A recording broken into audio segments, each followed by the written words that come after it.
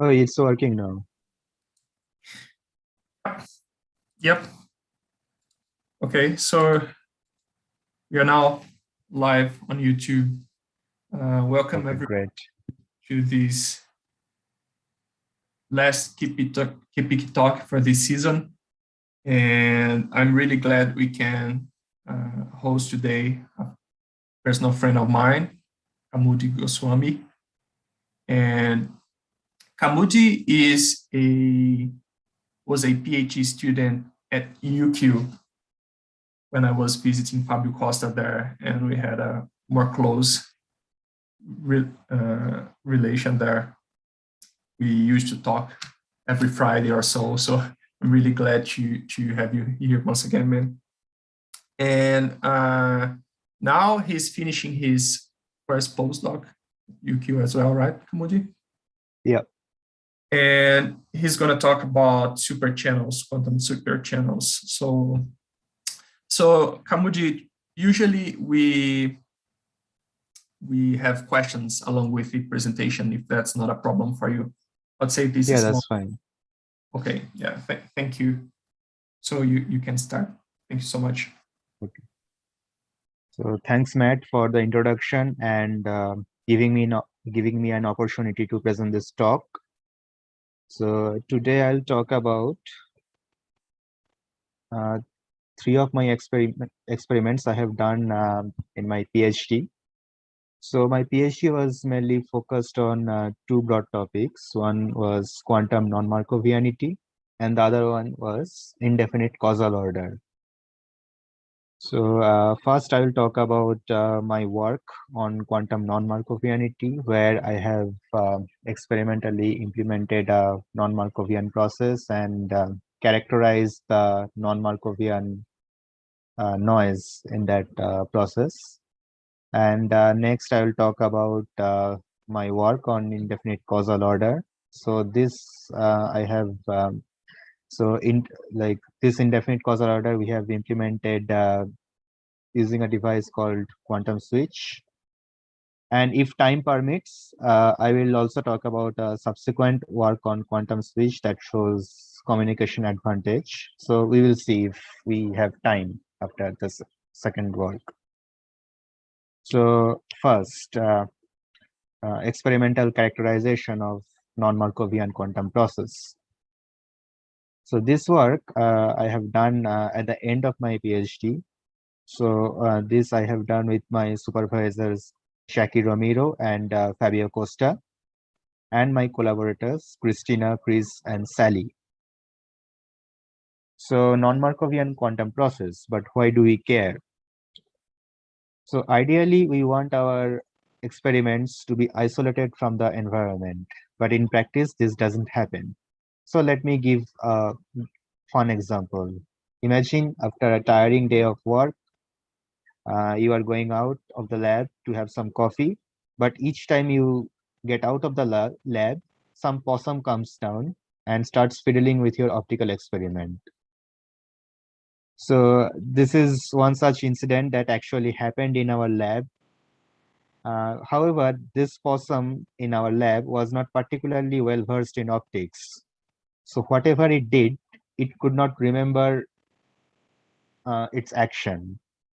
So this is an example of an environment interacting with the system, but it doesn't retain the memory of the system. So such interaction we call Markovian interaction or Markovian process. Now think about an intelligent possum, which not only remembers what it did on the optical setup yesterday, based on its memory. Which lab is that one? Andrew's? This is the central lab, Andrew White's lab. Oh, I see. That's yeah. Nice. Yeah, this possum was there. So we are talking about some intelligent possum now. So this possum remembers what it did with the optical setup, and based on its memory, what it did yesterday, based on its memory, it does some other operation on the setup today. So this is a scenario where we are talking about environment retaining a memory of the system. We call such environmental interaction as non-Markovian. A key characteristic of such non-Markovian interaction is that the operations uh, acted on the system are correlated in time. So for example, in the possum analogy, possum, based on the partial information it got from the system, it uses that partial information to implement another operation at future time. So this induces a temporal correlation among the operations. Okay, so non-Markovian process, and there has been increasing interest in this direction. So these are subset of current ongoing investigation on that. But what is our work? So the motivation behind our work comes from large-scale quantum computation, where, as you can see from this roadmap, we are talking about like 1,000-qubit quantum computers. So in such large-scale computation, environmental interaction is unavoidable, and so is non-Markovian noise, which is basically spurious temporal correlations among multiple quantum gates. So then the pertinent question is whether we can estimate such non-Markovian noise without taking a large amount of data. So this is the goal of our project. And with that, I will start describing the project. But before that, it is important to introduce some like key notations. This I will be using to describe what kind of non-Markovian process I'm using. So first of all, this notation where there is an output where, so this represents a quantum state, also a state preparation. Next, I will have this kind of input, a box where input arrow implements some input quantum system, and output where represents the output. So this could be unitary operation, or in general, it could be some complete positive map.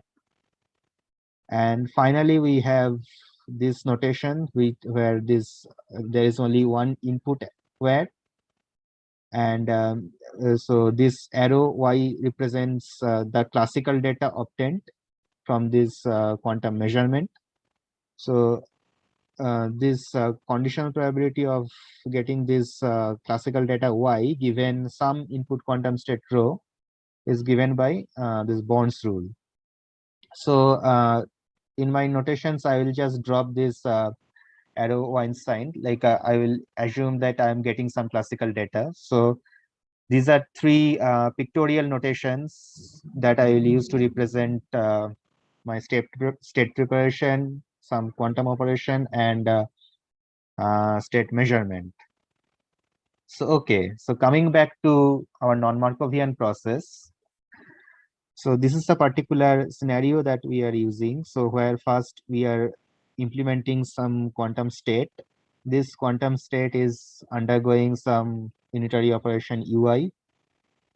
And then this empty slot A1 and A2 is where the experimentalist is free to perform any sort of quantum operation. So for example, experimentalist can measure the quantum system A1, prepare a quantum system at A2, and finally measure a quantum system at A3 after some unitary operation uj.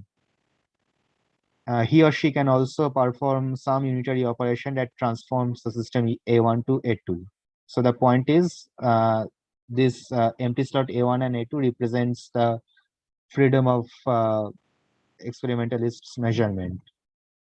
So however, this non-Markovian process is determined by this outer system, that is this is a process consisting of this state preparation rho, this ui and uj.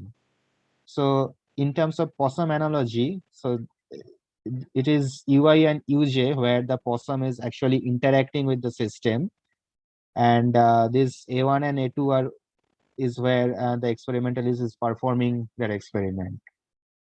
So whenever there is a whenever this unitary operation uj is dependent on ui, then we are talking about a memory, that is some joint probability distribution between ui and uj. So this joint probability distribution in our case has two parameters. So one parameter is q, that determines the conditional probability. So as you can see, this q is ranging from 0 to 1. So whenever q is 0, the first term drops, and this random variable j is completely independent of random variable I.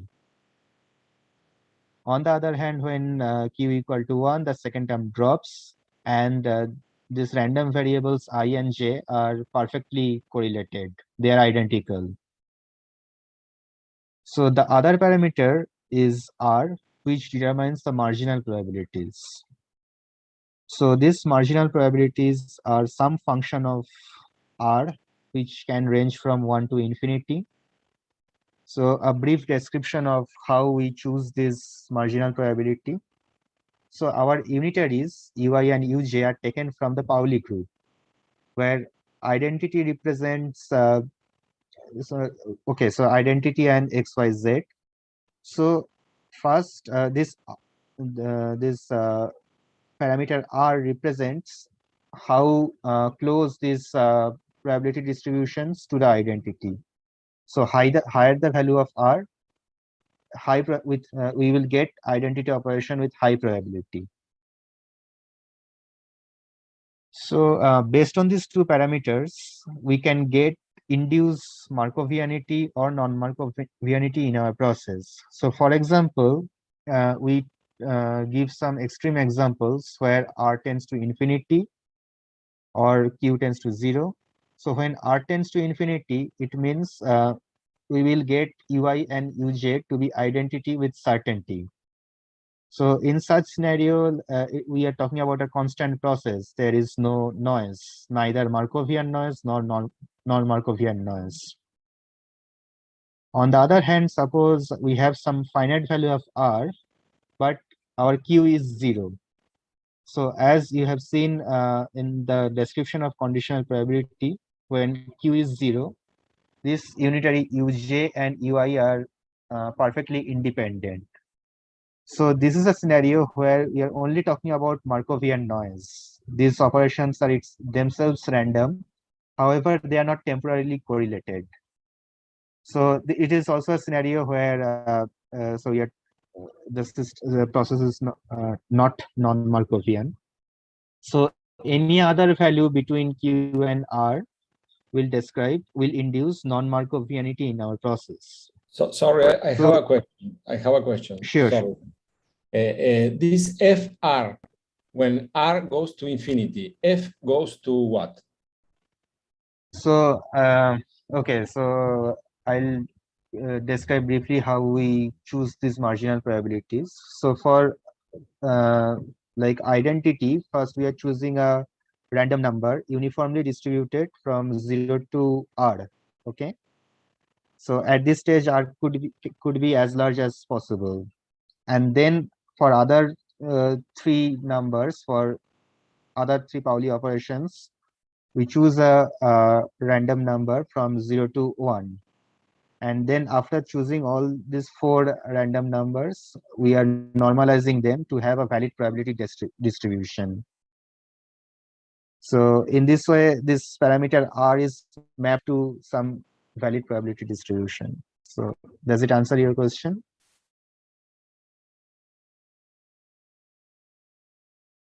But when R goes to infinity, this F is what? So like it's not a particularly like we could represent some functional form, but it's more or less it's a random variable. So it's just four random numbers. One random number is like just. Which is the difference between R to F in relation to F? which is the difference between R going to infinity and other R? So it's not a deterministic function. It's just it's some random variable. So we don't have actual functional form. It's just we algorithmically choose some 4 random variables. One is biased to R and other one is like 0 to 1. So yeah, I mean, I understand it's like some function of R. So we might think there exists some like deterministic function. So in our case, it's not a deterministic function. It's just like random function where R induces some bias.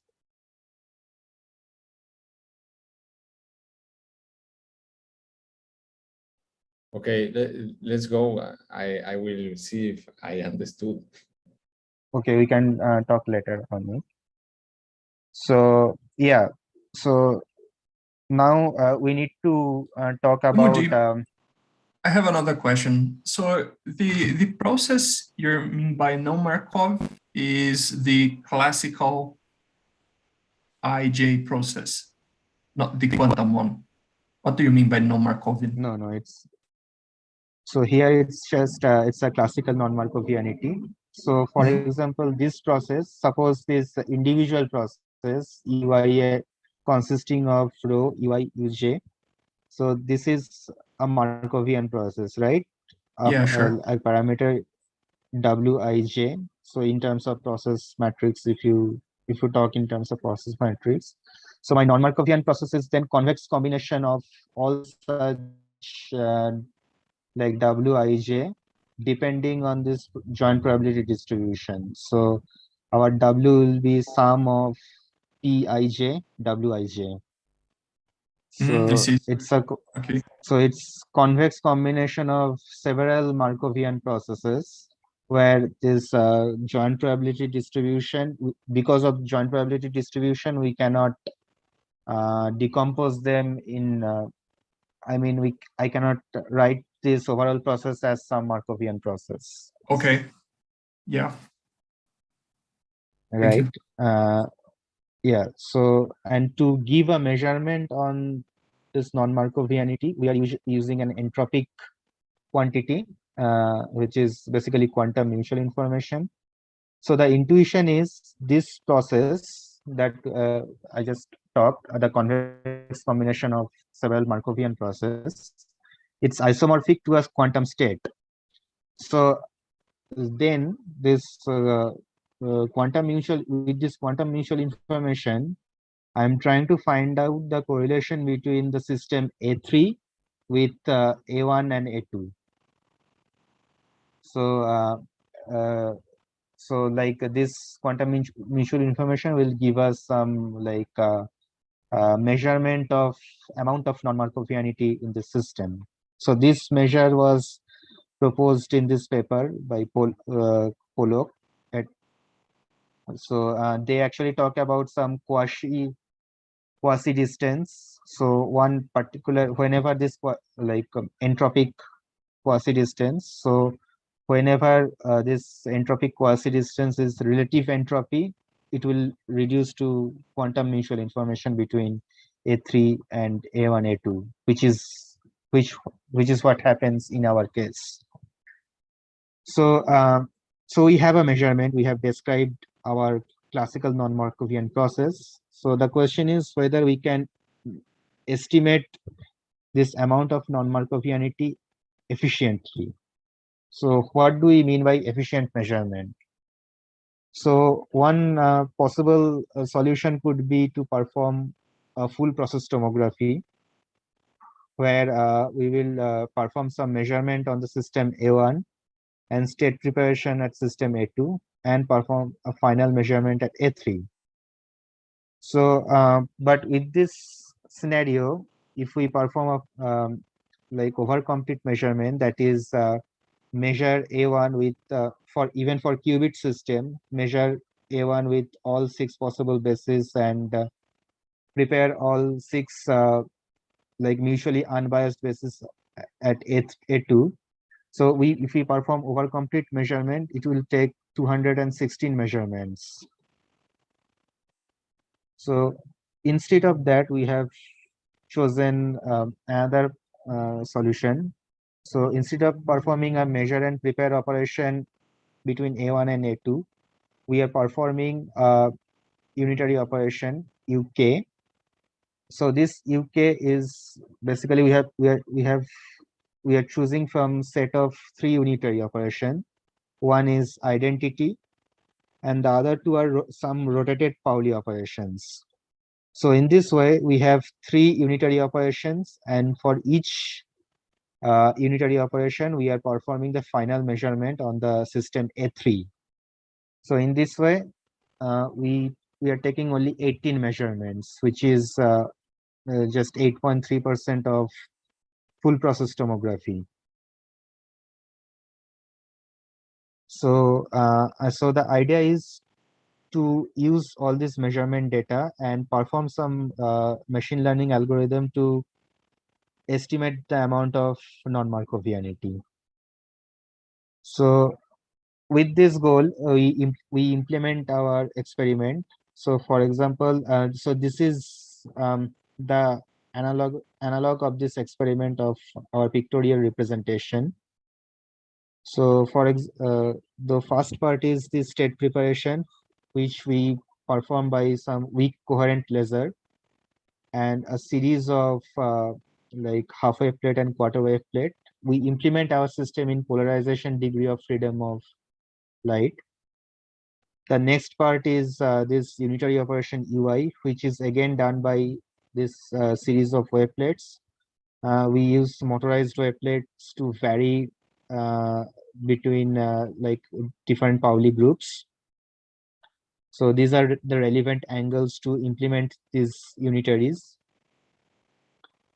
Next, we have this UK, again, three motorized wave plates. Then UJ, with the implementation is analogous to UI.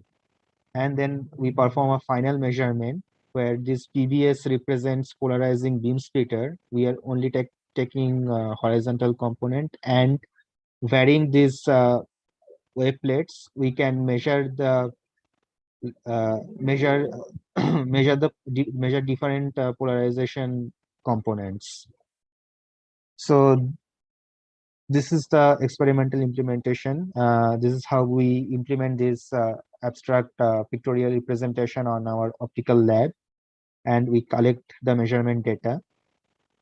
So on this measurement data, we perform machine learning algorithm. So before talking about this machine learning algorithm, it is important to talk what parameters we are observing.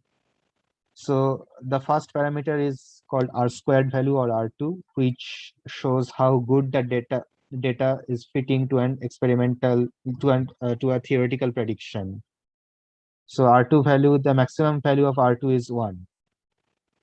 We also talk about mean absolute error, which is the average prediction error. And we also need to focus keep overfitting in mind. So these are like three scenarios. So overfitting happens, as you can see, when the data is when the machine learning model learns, like even from the noise in the training data set. So the model is too complex such that it fails to generalize.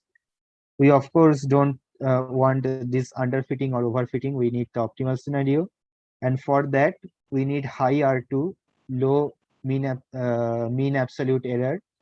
And so what is train and test? So basically we have taken 1,000 data sets. We are dividing this data into 700 training data on which the model is trying to learn, and on the remaining 300 data the model is like trying to predict.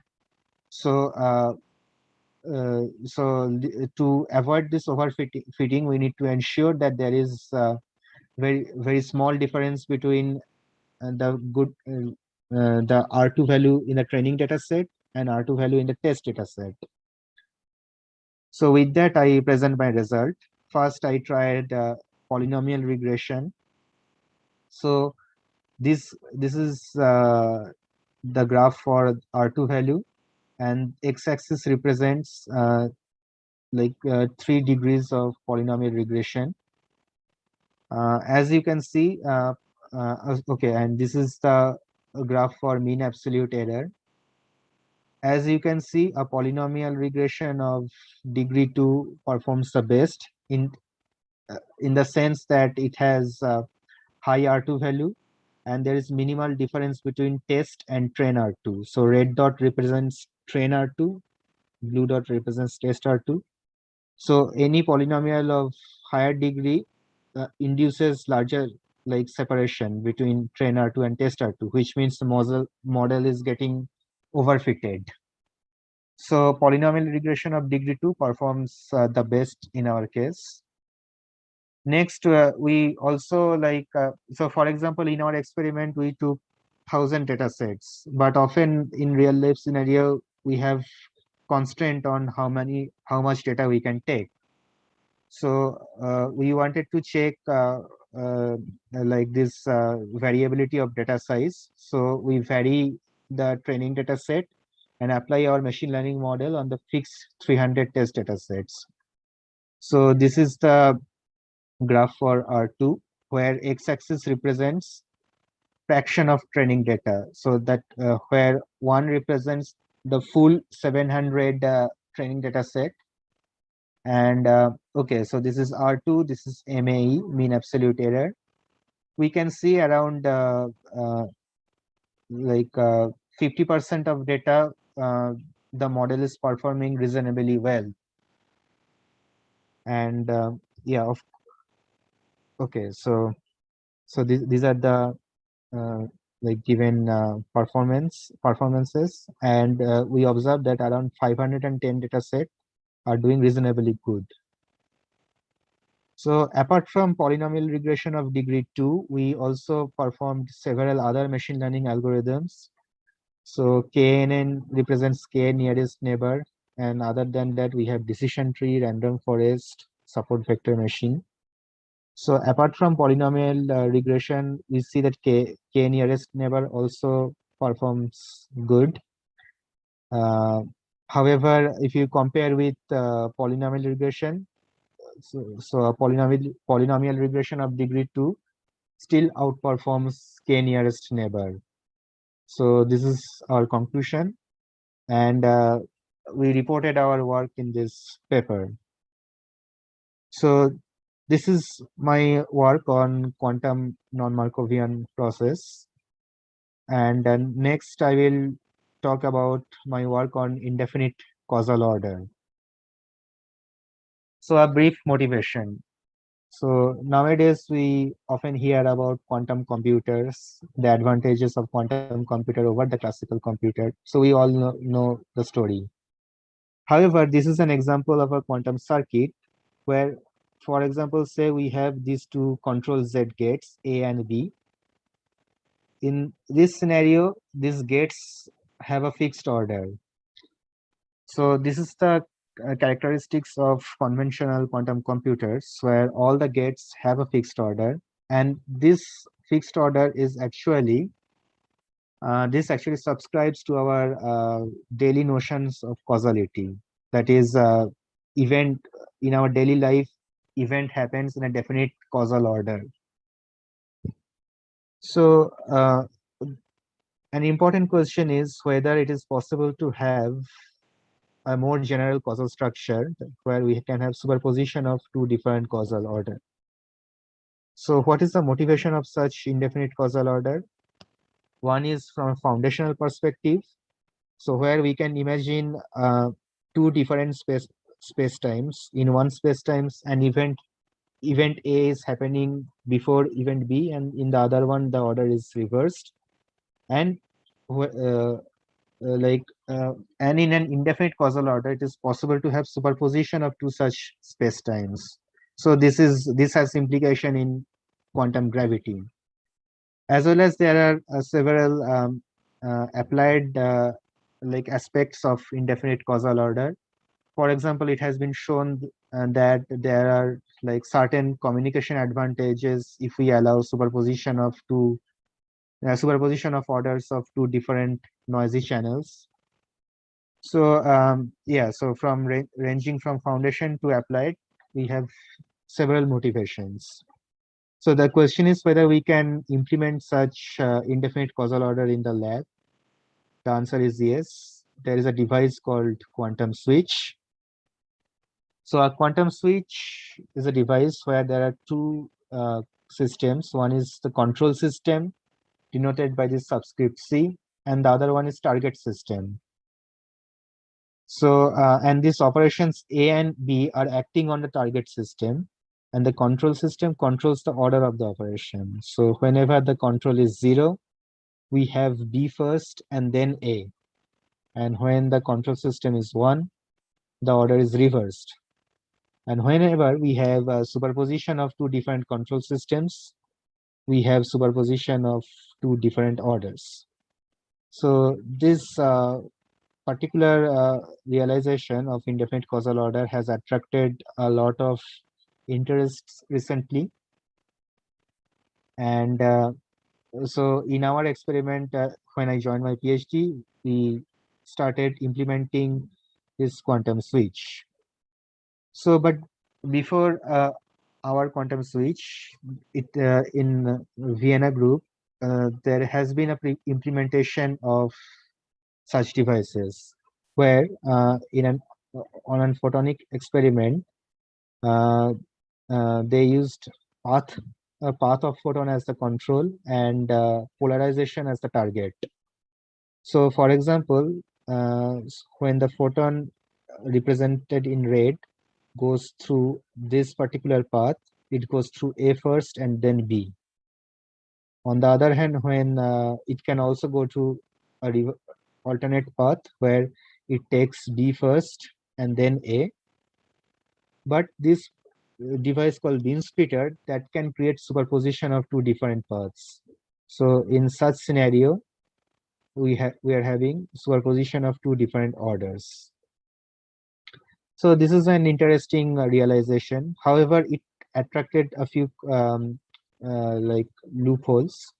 So one loophole is we can separate this like two locations where the photon is going, in the sense that there are two like these operations, these operations A and B are specially separated. And the other loophole is due to the short coherence length of the photon, which means by the time after traveling through B, when the photon goes through A, it can already go out of its coherence length, and in that way, the operations could be temporarily distinguished. So this is the relevant space-time diagram of this loophole. So this first loophole is actually demonstrated by two different locations of A, and due to this short coherence length, these operations could be temporarily distinguishable. So to avoid this loophole, we started our own experiment at UQ. And in our case, we used transverse spatial mode of light. Specifically, we used Hermite Gaussian beams to implement our target system, and polarization of light to implement our control system. So whenever we are using Hermite Gaussian 1,0, it is ket 0 in target, and Hermite Gaussian 0,1 is ket 1. And whenever in polarization, like horizontal represents 0, vertical represents 1, and any superposition is represented by a diagonal polarization state. Okay, so we also need to implement the unitary operations, like these operations A and B in our target system. So to realize that, we used this series of optical elements. This one is rotating prism and this one is cylindrical lens. A rotating prism acts in such a way that it rotates the spatial profile of the beam. So for example, if we want to go from 0 to 0 plus 1, As you can see, it's just a spatial rotation of the profile. And this transformation can be achieved by a rotation on the prism. On the other hand, this cylindrical lens imparts a 90-degree phase shift on Ket1. However, Ket0 remains intact. So for example, if we want to go from 0 plus 1 to this 0 plus I1, then a cylindrical lens will perform this transformation. And these combinations of prism cylindrical lens, again prism cylindrical lens, will achieve our desired operations. We can just vary the angles of these two rotating prisms, and we can browse through different Pauli groups. Okay, so with that we have all the necessary ingredients. So this is our realization of quantum switch, where A and B are implemented using this train of optical elements, and C is our final polarization measurement. These boxes are polarizing beam splitter. So as you can see, whenever we are using horizontally polarized light, it will go through B first and then A. And whenever we are using vertically polarized light, the order is reversed. So a diagonal polarized light will have superposition of two different causal orders. So this is the relevant spacetime diagram. As you can see, like in both scenario, the light is traveling through the same axis. So this operation A's are not spatially separated.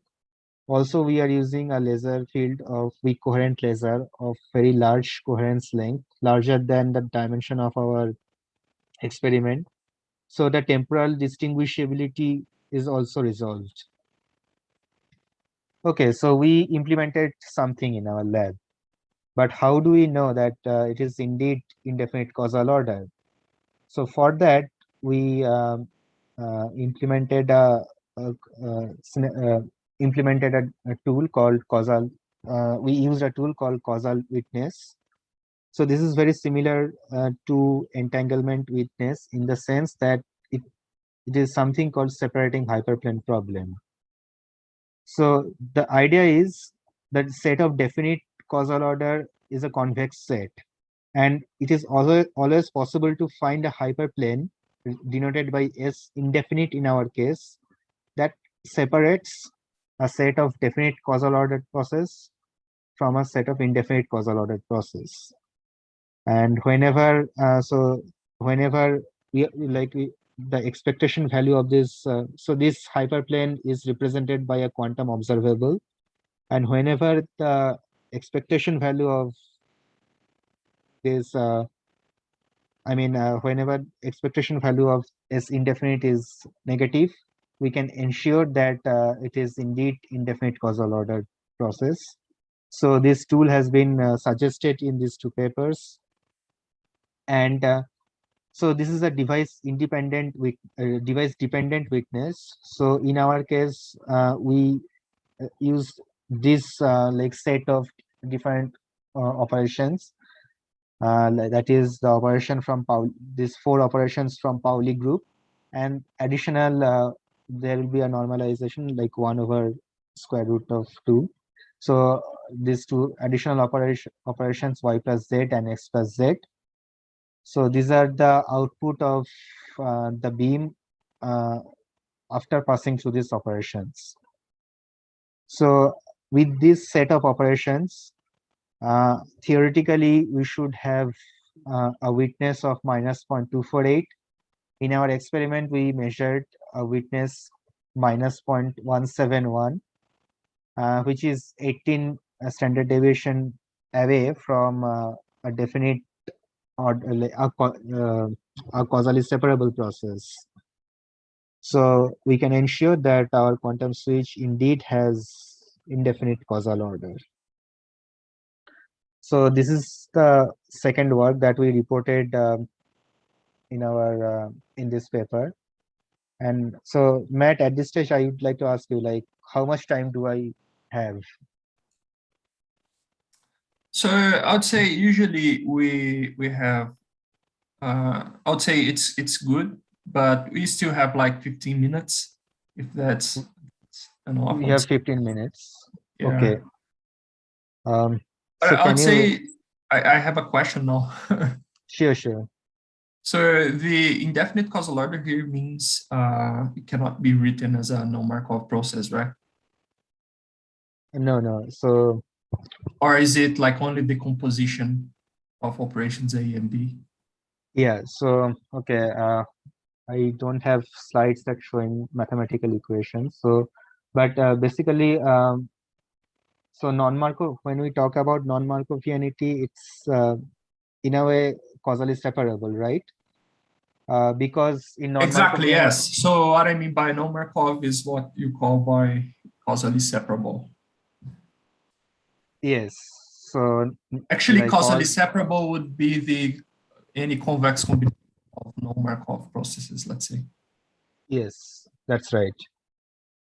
It doesn't have to be non-Markov, like but so like yeah, like in general, it could be written as some like convex combination of non-Markov process. However, it could also be some convex combination of Markov process, right? So not concept of non-Markovianity comes when these operations are temporarily correlated. There is, but Yep. however, they are themselves causally separable. But like going beyond that, like here we are talking that like these operations themselves, like we cannot subscribe any like causal order between them. So like So it so cannot be it's written as the, convex combination of okay, separable processes or fixed okay. order processes. But fixed order is just the composition, or you can allow for like interactions with ancillas and so on? So it could be some ancilla, like some scenario, like however, like whenever we can have this operation B, like for example, suppose fixed order, like there are two things. One is fixed order, the other one is convex combination of different orders. So both cases are causally separable. So fixed order is when like I have, say, for example, some process B, which is like happening after the process A. Now, this process could be like non-Markovian or Markovian. We are Yeah, not talking sure. about memory here, Yep. but we can ascribe B after A, right? So this is a fixed order process. Causal, convex combinate like causal mixture would be like, suppose I'm tossing a coin I and based on see. the coin toss, like B is after or before. Oh, I see. So this is a like this is convex combination of different orders. However, it's still causally separable. Yep. So And you're yeah, witnessing these processes beyond these. beyond this, yes, exactly. Okay. Right. Yep. Okay, so yeah, so like this is this quantum switch, and this witness is actually like certifying that this process cannot be decomposed in terms of like some convex combination of separable process. Okay, so if Is I have time, you're allowing only for a single use of A and B, I suppose so. yeah, single use of A and B. Do you know if it's possible to write any process matrix in a circuit fashion? No, so like that's a interesting part, because in a So it's circuit not known formalism, yet, right? so it's not only it's not known, it's not possible to write in like in a deterministic Well, I circuit mean, I would say, fashion. like, for instance, the quantum switch, you can write this as a circuit, but you need to allow for extra ancillary systems apart from the control, and you need to use A and B twice, for instance. Yes, so that is okay. So like let's define this. Like with single use of A and B, it is not possible to write a The quantum quantum switch. switch Yeah, exactly. in a deterministic like fashion. However, it is possible to have probabilistic quantum switch. So there we can allow post processing, right? Like so we measure certain things. If the result is like this data, we can post select the measurement data and realize this. But it's a probabilistic implementation. Okay. So yeah, so in terms of deterministic circuit, quantum switch we cannot represent with single use of A and B. Yeah, so that would be my question. Like, if any process could be like represented as a switch if we allow for any use of the part of the operations A and B, let's say. Like any process. Okay, so yeah. Let's say I give you a process matrix. So in general, some of them, for some of them, you cannot write the process as a circuit with a single use of A and B. That's what you call by causal order. Yeah. And if it cannot be written in this way for convex combinations of these. Yes, right. And for instance, we know that the quantum switch can be written as a circuit if you allow for extra resources, which would be the double use of the channels and an extra bipartite. Yes. So my question would be if any process matrix can have a similar result. So let's say I give you a process matrix. Is it possible, for instance, to write these as a circuit as much as I allow for any use of any number of A and B, and for any ancilas, let's say? No, so that is an interesting question. I mean, there are some processes where, like, operationally it's a valid process matrix, but we cannot like write any particular implementation of the process. So one particular example would be like Oreshkov-Costa-Bruckner's bipartite process, right? So which violates like causal inequality. I have not talking about causal inequality in this slide. So, but no worries. So like, do you want me to like, okay, so for the audience, like causal inequality is kind of a general game where there are two parties who can who are like in general like connected in an indefinite causal order. So the idea would be for each party to guess the other party's input. So it's like very brief overall like description, but like it has been shown that whenever this there is a like they are connected in a causally separable fashion, like the success probability of that game is bounded by like it's upper bounded by a value which is called causal inequality. And so there exists like bipartite process which violates this causal inequality, but like physical implementation of that process is not known or like conjectured to be not existing. I see, but it still remains as a conjecture, right? Yes, and interesting because ideally that would be possible. No one knows. Yeah, so one there are some concept called purification of process. So for example, quantum switch is like basically like quantum switch cannot violate causal inequality. So that's why we need to resort to concepts like causal weakness. So the interesting aspect of quantum switch is that it's also a pure process, right? So pure process means like the mathematical representation of process matrix can be written in terms of some pure quantum state. Okay, so like so it has been shown that whenever a process is a pure process, then it cannot violate causal inequality. I see. So yeah, which paper so is that one? I'll send you. I have to it's like I'll send you later. Okay, thank you. Yeah. So, however, like that bipartite process in Koreshkov-Costa-Bruckner's like example is not a pure process. Yeah, sure.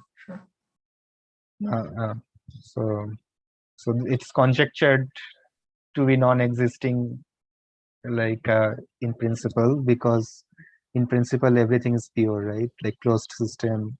So, yeah. Yeah, I see your point.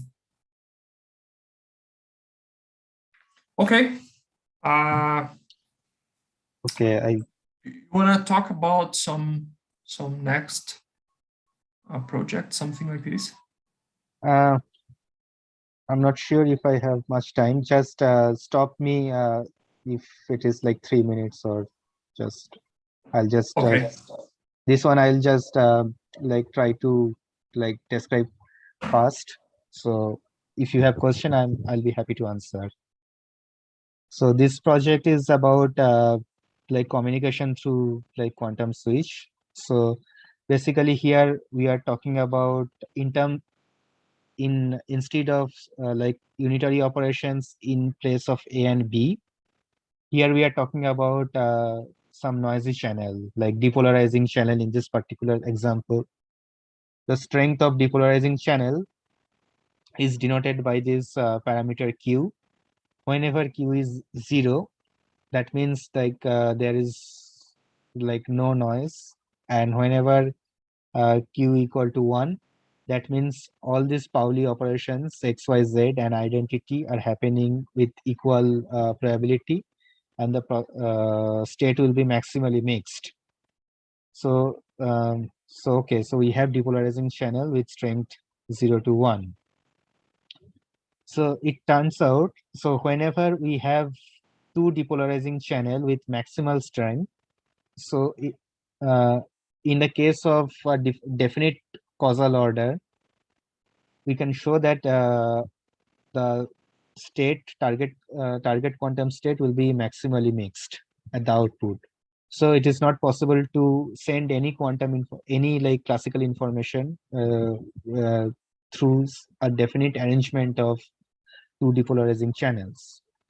However, it has been shown that when these channels are connected in an indefinite causal order, the net classical capacity of the overall channel is non-zero. So this result has been predicted in this particular paper. So in our case, so before that, so in terms of like the classical capacity, we like to determine how much information we can transmit, we use a quantity called Holevo quantity. So basically, for a quantum switch with input rho t, input target rho t, and control rho c, we have the Holevo quantity written in this form. So where this term is the von Neumann entropy of the output control system, and this H mean this roti rosi is the, so S roti rosi is basically like the output of the quantum switch.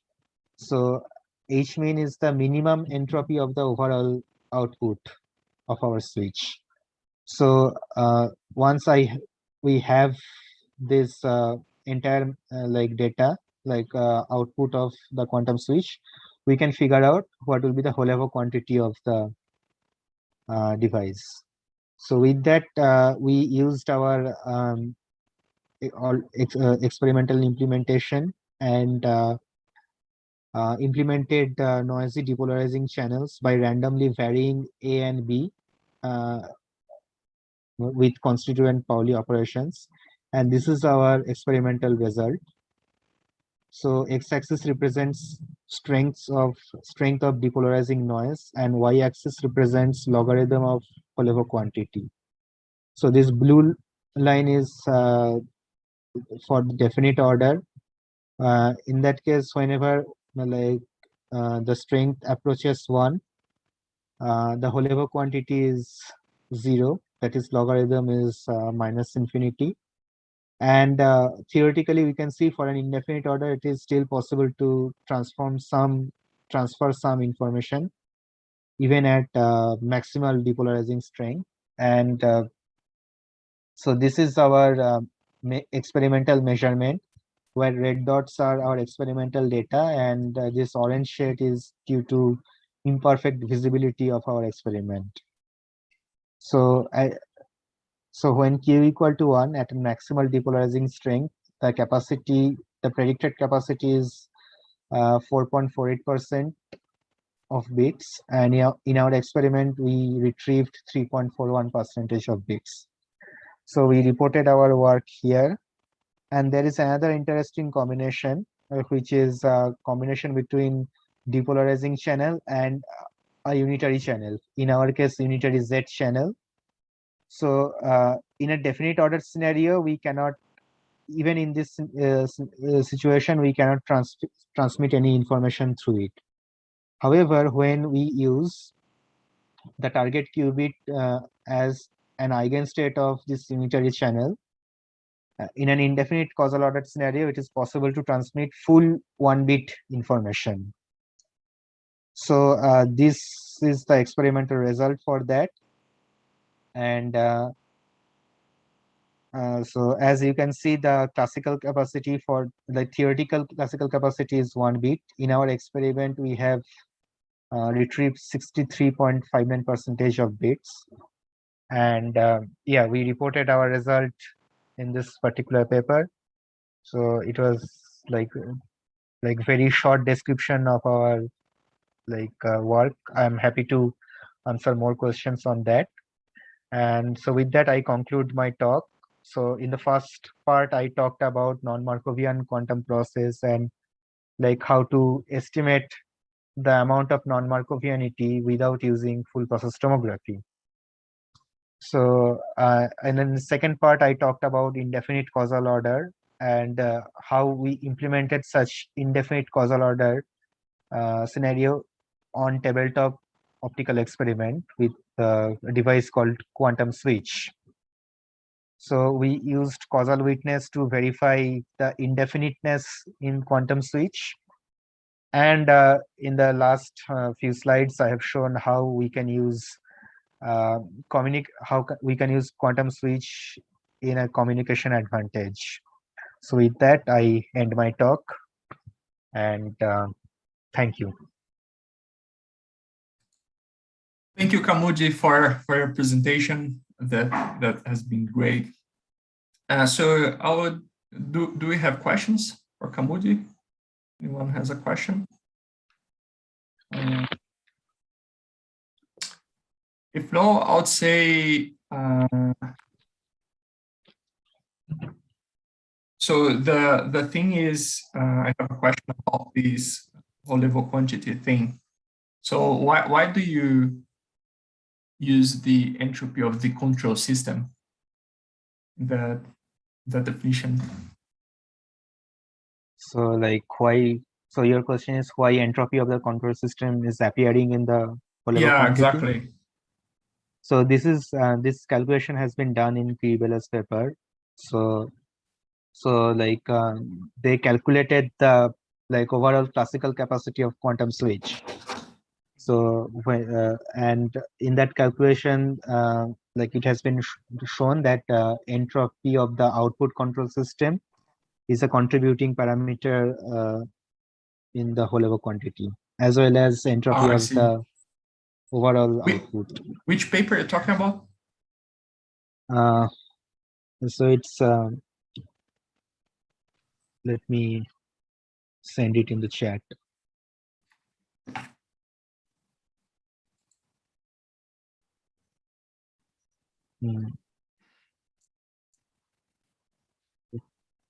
Enhance.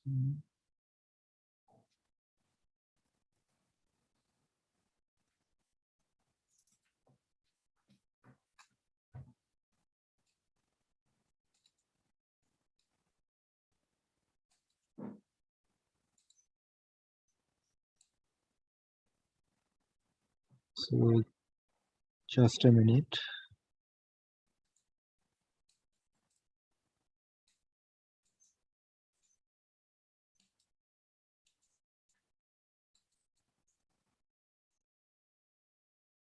Yeah.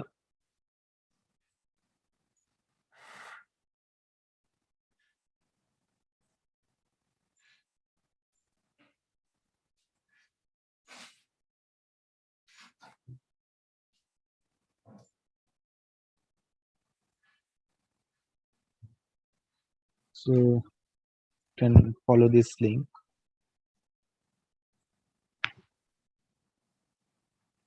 Okay, yeah, I know this one. Yeah, so let me find a particular equation where the whole quantity is developed. So yeah, it's just Equation last 7, right? equation. Yeah, like supplemental material, like Mhm. if you can go equation 32. Mhm. Ah, I see.